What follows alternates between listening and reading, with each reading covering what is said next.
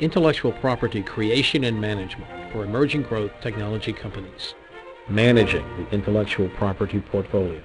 This presentation is brought to you by the IP attorneys and professionals at Halsey Intellectual Property Lawyers through the Halsey Intellectual Property Technology and Invention Monitor website. Halsey Intellectual Property Lawyers, IP professionals for entrepreneurship's new golden age. This presentation is part of the Technology and Invention Monitor website's Legal and Business Issues and Instructions resource. Intellectual property creation and management for emerging growth technology companies.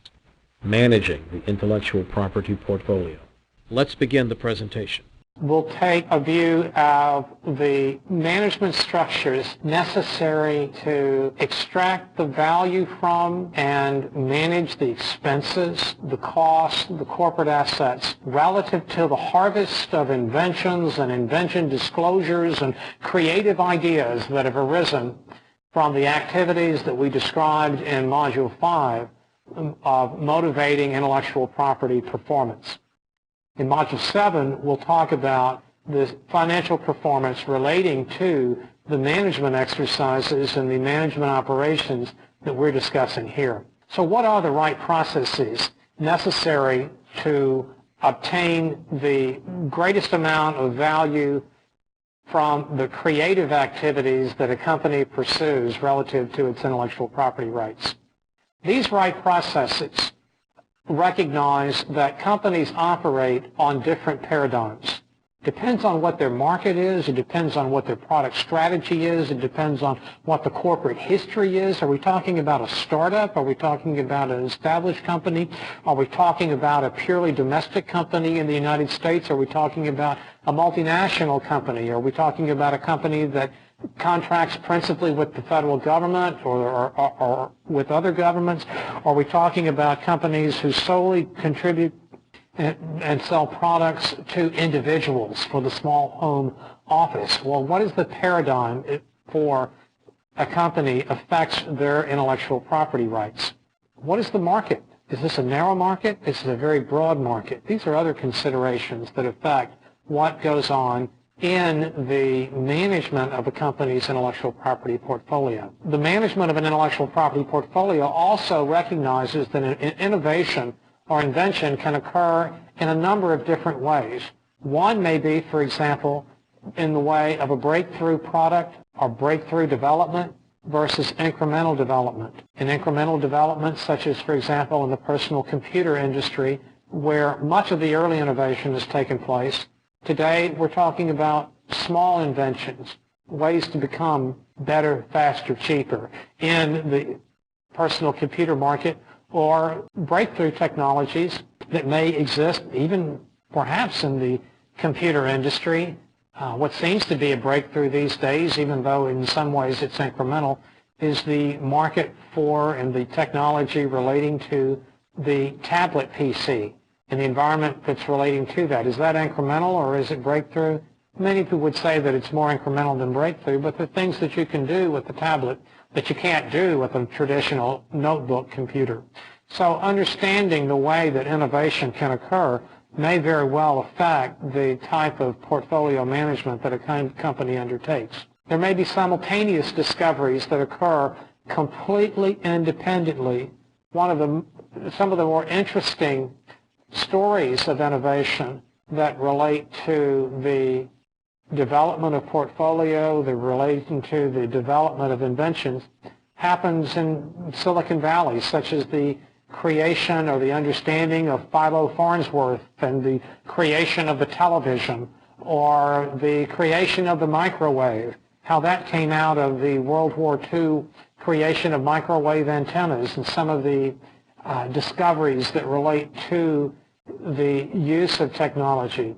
And then the synergies that can exist, that can arise with the miniaturization of technologies. One of the areas that seems to be occurring, in which there seem to be occurring numbers of inventions, is in the area of nanotechnology, where in many different disciplines we're finding opportunities to model, to manufacture, to use products, to use devices, to use concepts in a scale that we have heretofore not been able to use. But so much of what's happened in nanotechnology has been a coming together or synergy of many disciplines in the chemical industry, in the semiconductor device industry, in the biological industry, in the industry of computer science and systems modeling, all seem to be converging at this point in an area where we are approaching essentially a new dimension of technology, of simultaneous discoveries. And managing your portfolio, managing your inventive activities relative to this is becoming a very interesting opportunity for the exercise, the creative exercise of the management of an intellectual property portfolio. For example, in the development of a portfolio, in the development of intellectual property assets for a company, there seems to be the need for a balance of the recognition that in technology there are and will be, just as there's been in philosophy and in the intellectual history of mankind, great men such as Isaac Newton or such as Blaise Pascal, who have created insights into the world, into the way of thinking that have been fundamental, while at the same time around these people, or the collection of understanding around these people, have permitted the evolution of increased awareness of technology, the increased awareness of intellectual creativity. And this occurs in cultures such as a university. This occurs in cultures such as a corporation or a company. And the management of an IP portfolio that reflects this type of recognition is something that is important, not only for the individual or individuals responsible exclusively for the portfolio, but those responsible for all the business activities that relate to the company. So what is the access, the function, what goes on in the practice of patent portfolio management? Well, at its most fundamental level, it is asset management. A patent is an asset. A trademark portfolio is an asset. A copyright portfolio is an asset. The portfolio manager is an asset manager. At its most fundamental and basic level, it needs to be treated and understood that that's a job of the IP portfolio manager.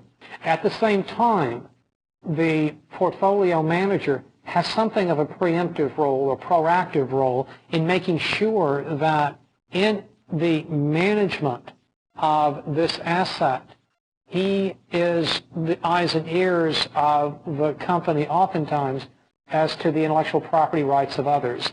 And so in some ways he exercises, or she exercises, the manager, the patent portfolio or IP portfolio manager has something of a preemptive role and needs to make aware at the highest level of the company the assets that others are obtaining or have obtained. How is it different? How is the action of the patent portfolio management different? Well, in the proactive management of a patent portfolio, there are more drivers than just the dissemination of invention disclosures and the collection of them at the end of the day. The patent portfolio or IP portfolio manager operates within the company as a very pivotal player in understanding and synergizing the creative activities of scientists and inventors while reflecting on the financial and other characteristics of a company or organization's operations. And so in this management process, there may be a pivotal manager, but there are also people within the company who need to be involved. One may be a technology futurist. There are many of those, and in the Bay Area, such as the Silicon Valley area, as well as other places in the country, you will find people who have the ability to see out farther and understand where technologies are going. And in the practice of portfolio management, there's the need to have these individuals involved. They may not necessarily be the particular manager of a patent portfolio, but they too need to be involved. And the managers themselves, they need to be top-down evangelists, provide to the organization. The phrase sometimes may be used as solicitation within the organization to make sure that the patent portfolio, the invention disclosures do get to the company, but that there also is the word out to the inventors that the company has a program such as the IBM program that I described in Module 5, or that there are rewards and that there is incentive and that the development of a portfolio is for the benefit not only for the organization but also for the individual inventors and scientists and creators as well. The manager has a very interesting role. The patent portfolio manager in some ways predicts the future. He looks outward and forward at technology trends. He coordinates and serves as a liaison with the specific technology futurists that he may be involved with. It may himself be a technology futurist, but he has the ability to know where his technology is going and to use a phrase, connect the dots between where a portfolio may be, where market opportunities may exist, and where a company or organization is today. The manager himself also has the job of evaluating a competitor's developments using information from all resources.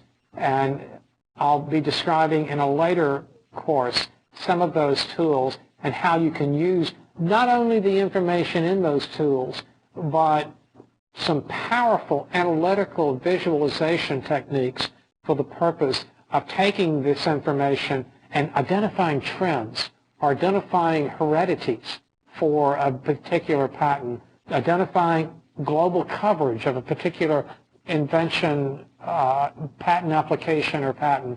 And so the portfolio manager, to a significant degree, should make himself or herself facile with these types of sources. The patent portfolio manager also has the responsibility to search for key developments that will be needed in the patent portfolio area. For example, the idea, the opportunity, if you recall in an earlier module I talked about the situation of the visionary company. Well, the visionary company has an opportunity with the establishment of a patent portfolio manager to start the practice of, in fact, being visionary, to invent and patent early before others do, even though there may not be particular business activities for which development or productization of a particular area may have been authorized or promoted yet by the company. The cost of filing either a provisional application, and we'll talk about that as in a later module, or filing a regular application that focuses on a up-and-coming technology. This is something that the portfolio manager, with a minimal expenditure of resources, can do for the benefit of the company. At the same time, there may be other inventions for which it makes sense for the portfolio manager not to expend corporate resources in the development of provisional or regular patent applications, but for the best interest of the company, make a decision to publish an innovation, to publish an invention, to put it into the public domain with a date-stamped publication, such as, for example, the IBM Technical Bulletin or NASA's Technical Briefs. There are numerous places, white papers on a corporate internet site that would make available to the public information that, for good reasons, the company has decided not to publish the application, not to pursue patent rights, but instead has said, I will publish it so that someone else can't later say that they are the original inventor when I'm the original inventor, or John Smith in our company is the original inventor. And by virtue of the publication, it becomes clear to the world that the original inventor is the person who's attributed in the publication. And therefore, while the company is not seeking patent rights, it will provide to the company freedom to move relative to others who may seek patent rights erroneously thinking that they are the inventor of the technology that's been published. The patent portfolio manager also will identify for the company critical patents of others and how they may or may not affect the portfolio of the company for which he or she works, or the business opportunities that he or she is, or that the company is pursuing. And by that, I mean there may be critical patents for one company, even yet in a competitive environment, that are not critical for another company. For example, there may be a cellular company that's focusing on TDMA technology, whereas a company such as Qualcomm, for example, would focus on CDMA technology, and where there may be a critical patent in a TDMA cell phone technology, that patent may not be relevant or of concern for a CDMA technology, but at the same time, that if there's a concern that there may be some carryover into the CDMA technology world, the portfolio manager may identify that and make the determination that it's not relevant, but even though it may be a very critical patent for the company focusing on the TDMA technology. The patent portfolio manager also, where there are patents, may help with the design around by virtue of him usually being, and I think almost essentially, a patent attorney knowledgeable of the claims that are in the company's patents and understanding the technology that those claims protect, and that if there is a critical patent of a competitor that arises, then the practice of knowing how and leading the engineers who are developing products to the practice of designing around these patents that may provide for the company for which the patent portfolio manager works, a roadblock to its market because of the prior rights of the competing companies.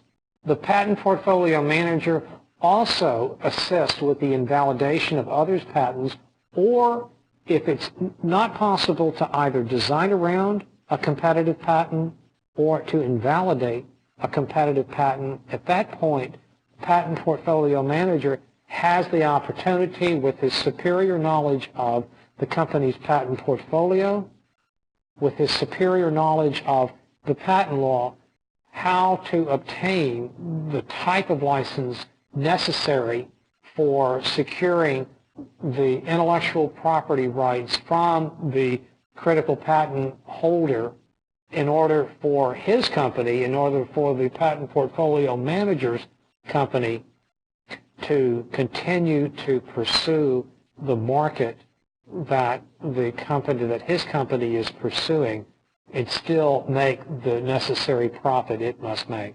So let's talk about the patent cooperation process and some of the key constituents of how we get to the process of determining whether or not it makes sense, given these disclosures that come from the creative process, to determine whether a filing should be made, and if so, what type of filing should be made. As you know, through the incentive process, such as the IBM process that I described, one of the first steps in managing the patent portfolio would be to prepare the invention disclosure. Now, this can take any type of form.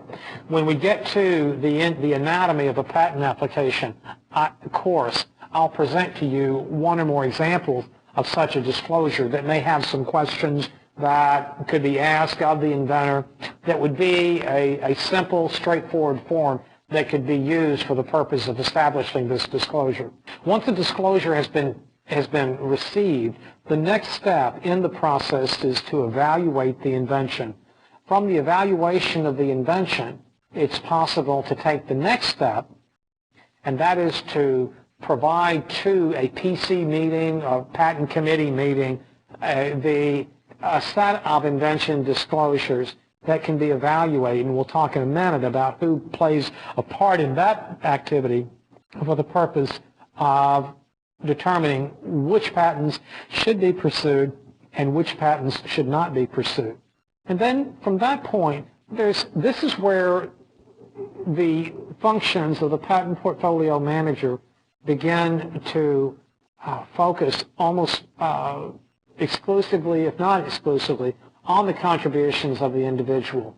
That person has the portfolio, or those patent portfolio managers have the portfolio, and they are responsible for determining whether if there's an application to prepare, the application is prepared by an in-house activity, or whether it's prepared by outside counsel. We'll talk about that in a second. And then taking further actions on the disclosures. What if it's decided that a patent should not be pursued on this invention, but it's still, first of all, oftentimes a corporate trade secret, at least for a period of time. It's still corporate know-how, and it's still a valuable asset, or potentially a valuable asset of the company.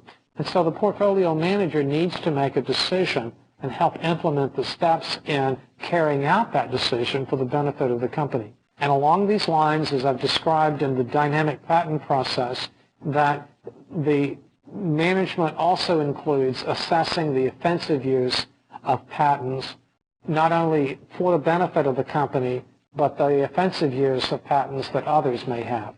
So these are the processes that take place, and these are the processes where the patent portfolio manager has significant involvement in the company. Let's talk about the patent committee review process. If I begin here in this diagram with an invention disclosure or sets of invention disclosure, these invention disclosures will go into the patent coordinated or patent committee meeting.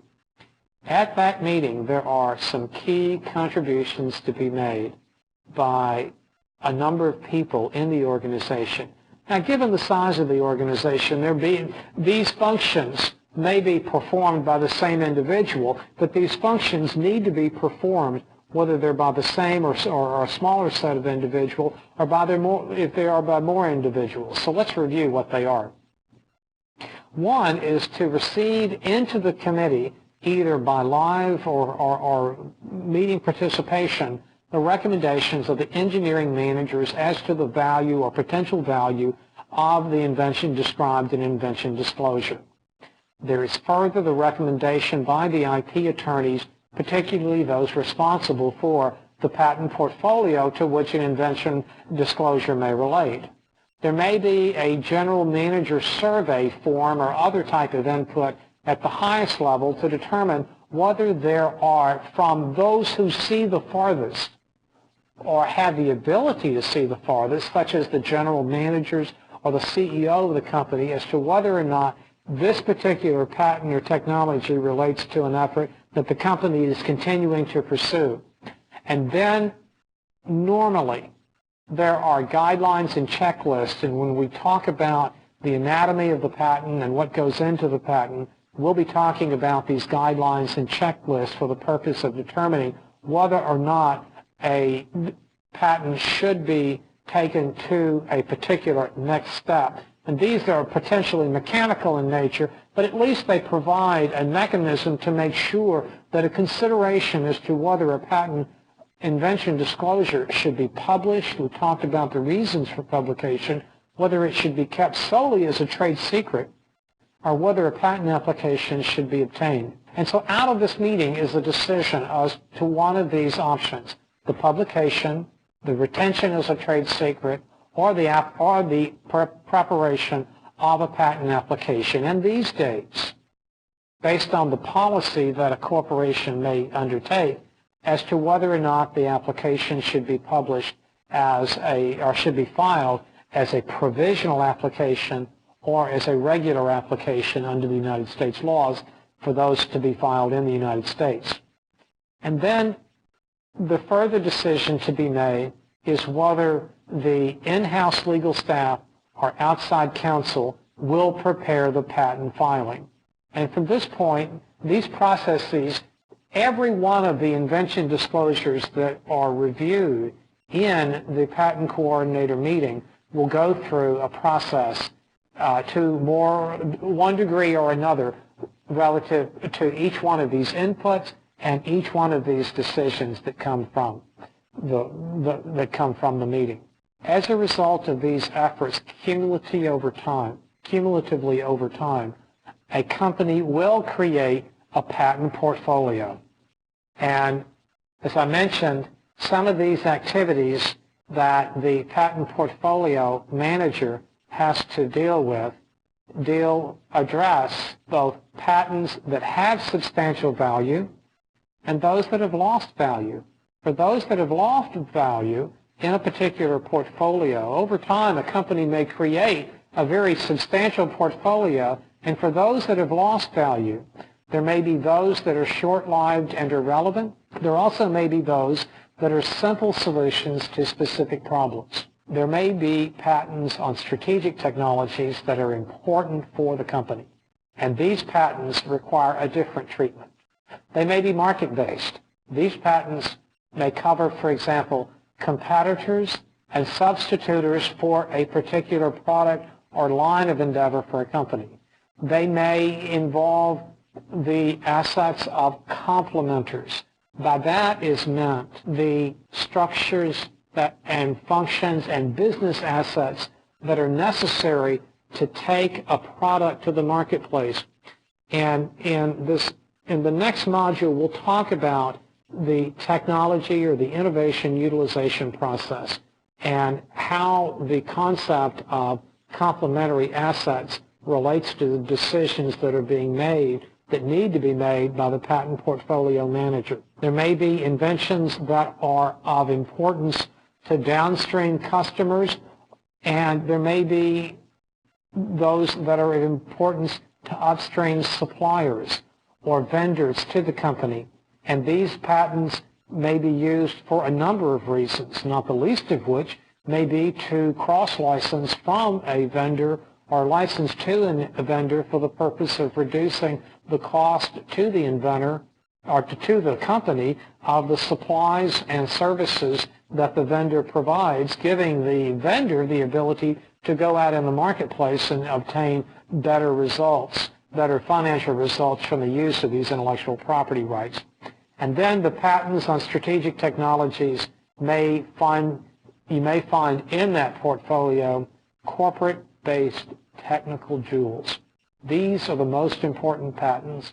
Oftentimes these may be in number the smallest number of patents, but may be clearly the most important patents for the company. With regard to those patents that have lost value, the function of the patent portfolio manager is to weed these out, to figure out where he can save valuable corporate resources, corporate money, and not maintaining and not filing maintenance fees and not continuing the portfolio or perhaps even selling those.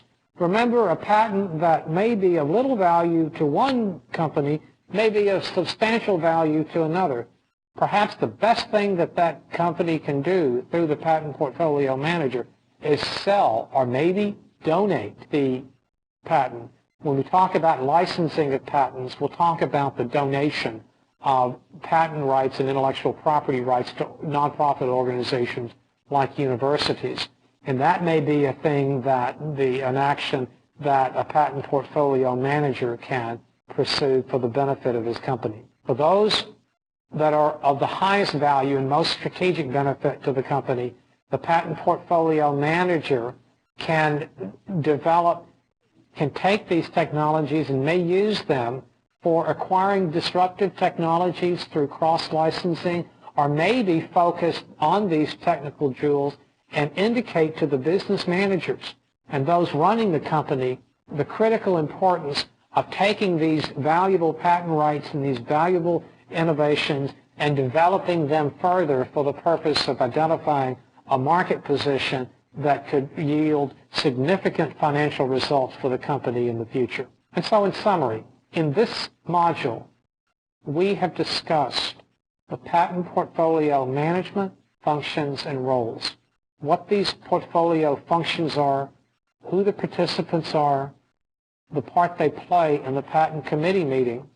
We talked about the inputs into the IP review committee meeting, and we've talked about some of the portfolio or patent portfolio extraction basics. We'll talk about that more further in Module 7, where we begin to address the IP portfolio financial performance that'll set the stage for further courses in this series relating to licensing and value extraction from the intellectual property portfolio. This concludes the presentation. Thank you for viewing Intellectual Property Creation and Management for Emerging Growth Technology Companies, Motivating Intellectual Property Performance. Be sure to visit us at www.halseyIPlaw.com. Halsey Intellectual Property Lawyers, IP professionals for entrepreneurship's new golden age. This is Bill Halsey.